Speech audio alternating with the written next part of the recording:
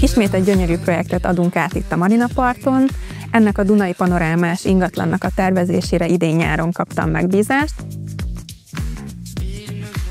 A tulajdonos kérése csupán az alaprajz átalakítására vonatkozott, így a dizájnban nagy örömömre teljesen szabad kezet kaptam. A 75 négyzetméter alapterületű lakás alaprajzát teljesen átalakítottuk, ugyanis a tulajdonos kérése az volt, hogy legyen plusz egy fürdőszoba, illetve az eredetileg különálló konyhahelységet szerette volna egy amerikai konyhás elrendezéssé alakítani. Az új funkciók kialakítását úgy oldottuk meg, hogy a konyha helységét ketté bontottuk, az egyik feléből garderobot alakítottunk ki, a másik feléből pedig egy fürdőszobát, ami közvetlenül a hálószobából nyílik, és különlegessége, hogy üvegfallal választottuk el, így a kádban ülve akár gyönyörködhetünk is a Dunai panorámában. Emellett a lakásban helyet kapott egy walk-in zuhanyzós fürdőszoba is, amit a meglévő WC megnagyobbításával tudtunk kialakítani. A lakás hangulatát japandi stílusban álmodtam meg, ennek legszembetűnőbb jegyei a tölgyfa parketta, illetve a világos és fahatású frontok a beépített bútorok esetében, ezek adják az interiőr fő irányvonalát. Ezen kívül a mobiliákon megjelennek a puha bés textíliák, a gyapjúszőnyeg a nappaliban, illetve a cement dohányzóasztal. A konyhánál ezúttal szándékosan egy sötétebb, matt, erezetes munkapultot és hátlapot választottam, mert ezek nagyon szép kontrasztot adnak a kasmír frontokhoz.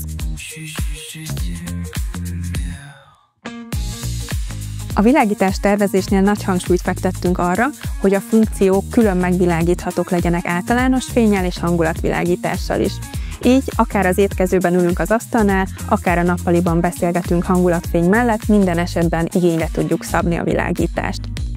A világításnak egyébként az egyik fókuszpontja az a nappaliban található mennyezeti kalaplámpa, ami tökéletes összhangban van a lakás többi fekete kiegészítőjével, illetve amit még kiemelnék, azok az egyedileg gyártott LED világítású tükrök, amik a fürdőszobák és az étkező hangulatát fokozzák. A teraszról csodálatos panoráma nyílik a Dunára és a budai dombokra. Az alapterülete meghaladja a 30 négyzetmétert, így ez a rész is jelentős tervezésen esett át annak érdekében, hogy bekapcsolódjon a lakás életterébe.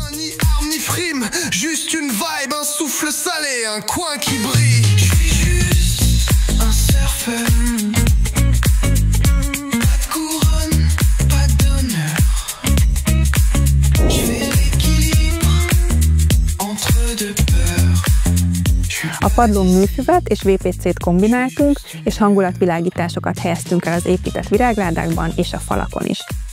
A kültéri teraszbútorok egy egységes képet adnak ennek a területnek is, és ezen kívül a lakók kényelmét is szolgálják. A napelleni védelmet elektromos napellenző biztosítja, ami egyébként az intimitást is fokozza a teraszon.